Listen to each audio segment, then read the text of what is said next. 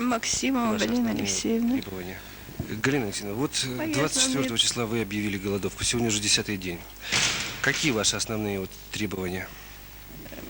Мои основные требования, то, что вот я выразила их тут на бумаге, могу вам прочитать, мне очень трудно говорить. Я ущемлена в правах как гражданин СССР и СССР. Меня сделали сразу безработной, потом лишили права получения квартиры. И в то же время меня правильной оплаты труда лишили. Ущемлялась права в получении правильного размера пенсии и во всех предусмотренных пенсионных. И потом, когда меня провожали на пенсию, я также была ущемлена. Мне никаких ни проводов не сделали на фабрике, короче говоря, не по-человечески, как собаку вытолкнули. Потому что предвзято ко мне относились, так как я требовала правильно, чтобы мне выдали квартиру. В связи с тем... Вы на фабрике работали, да? Да. С какого года? С 83-го. Со дня открытия фабрики. Нет, я не только открывала, я еще и достраивала эту фабрику, и пускала ее, и была выпускник, и льготами пользовалась, что был такой приказ, что всем рабочим, которым должны были пускать в фабрику, им должны были обеспечить жильем, квартирами там. Вот у вас последняя, можно? Последняя прописка, молодежная 7.1, комната 472, комната 447. То есть вы с города выписаны не были, это вот ваша последняя прописка. Меня хотела комендант насильно выписать, но я ей не отдала паспорт. 24-го объявила голодовку и написала жалобу-заявление с тем, что она хотела бы получить здесь комнату в общежитии, в котором ранее проживала. Значит, заявление написало следующие требования. Не могу взять свои теплые вещи, оставленные в комнате, и нигде даже переночевать. Дальше. Срочно назначить комиссию, обязать милицию проверить, где находятся мои вещи. Вернуть мне мое жилье и прекратить человеческие издевательства надо мною и дать мне возможность проживания как пенсионеру хоть в комнате общежития. К заявлению прилагаю административные ответы на по вышеизложенным конфликтам. В общем, вот этот уже конфликт затяжной принял оборот. Она, да, действительно проживала в общежитии, затем делает официальный запрос в наш городской отдел внутренних дел 15 августа 1988 года о том, чтобы ее выписали отсюда, из города. 3 июня 1988 года гражданка Максимова Галина Алексеевна обратилась к начальнику Даргомудского корабельного райотдела милиции города Николаева, Даргомудскому, с просьбой о выписке ее из города Нерюнгри, так как она оттуда выехала на постоянное место жительства в город Николаев. Этот запрос к нам пришел 13 июня этого года, 1988 года.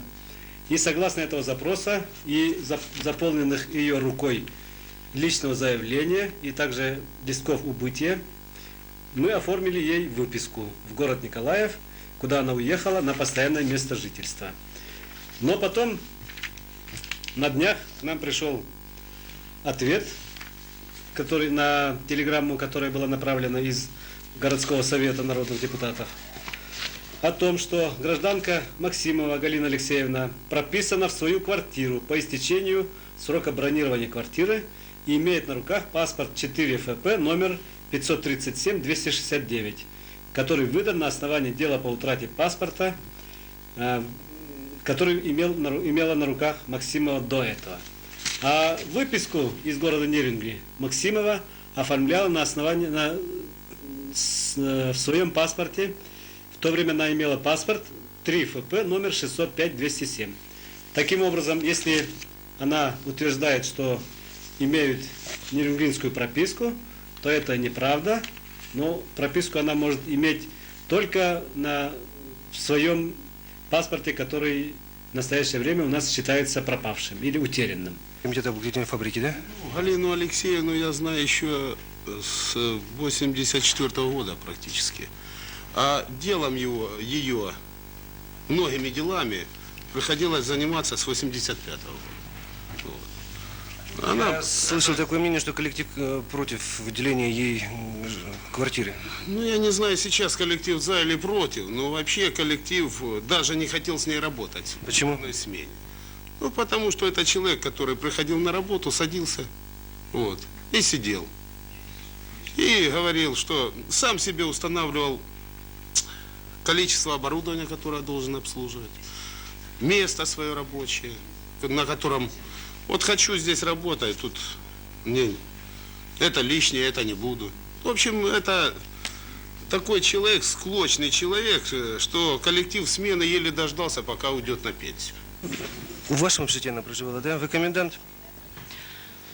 В нашем общежитии Галина Алексеевна проживает с 1984 года, со дня, в общем-то, ввода общежития в эксплуатацию. Значит, в общежитии она заселилась в декабре 1984 года. Ну и сразу же, если он человек такой уж склочный, сразу он начинается со скандалов. Значит, вот рядышком со мной сидит Светлана Малявка. Она заселялась, в общем-то, с первых. Она может рассказать, как она вселялась в эту комнату. И в общем-то, по сей день конфликты бесконечные в общежитии. Значит, непосредственно обнаружила ее выписку я, когда в этом году общежитие передавалось на баланс Орса. Значит, я принимала все документы по паспортному столу. И когда я обнаружила это, значит, 21 апреля, сама, естественно, я не поднимаюсь и никогда не разговариваю один на один с Галиной Алексеевной, потому что надо только со свидетелями, с этим человеком разговаривать. Значит, 21 апреля с членами совета общежития я к Галине Алексеевне поднялась с предупреждением, что Галина Алексеевна, мы обнаружили, что, значит, вы, вот тут непосредственно оно есть, это предупреждение, что вы, значит, выписаны с общежития в 1988 году, поэтому мы предупреждаем, что либо вы выселяетесь добровольно, либо мы передаем дело в суд. Она, значит, вначале забегала, стала искать паспорт. Паспорт она не нашла, сказала, что где-то у товарищей. Так она мне его и по сей день паспорта она мне не показала. Паспортов один или два? У меня сейчас 2. Потому что я там, у меня в комнате, когда мои вещи перетрясали, у меня был изъят паспорт. Но вы понимаете, что это незаконно иметь 2 паспорта и иметь 2 прописки? Вы знаете, что нет, это незаконно нет, потому что я, когда там получала этот паспорт, мне там же тоже надо жить, вот, без паспорта я не могла. У вас там есть квартира? Нет, у меня квартиры там нет, там было общежитие. Вот где я прописана, это общежитие, комната в семейном общежитии. Но у меня... Комитет по правовой и социальной защите граждан на заседании, прошедшем 4 января 1991 года, принял решение по факту голодовки Максимовой. Первое. Главному врачу Центральной городской больницы товарищу Маренному предоставить медицинскую карту на гражданку Максимову с отражением состояния здоровья. Второе. Руководствуясь жилищным кодексом РСФСР, комитет считает гражданку Максимову, выбывшей из города Нерюнгри и потерявшей право на получение отдельной комнаты в общежитии. Третье. Рекомендовать городскому отделу внутренних дел изъять паспорт у гражданки Максимовой с нерюнгринской пропиской, как потерявшей юридическую силу в связи с выдачей ей нового паспорта в городе Николаеве.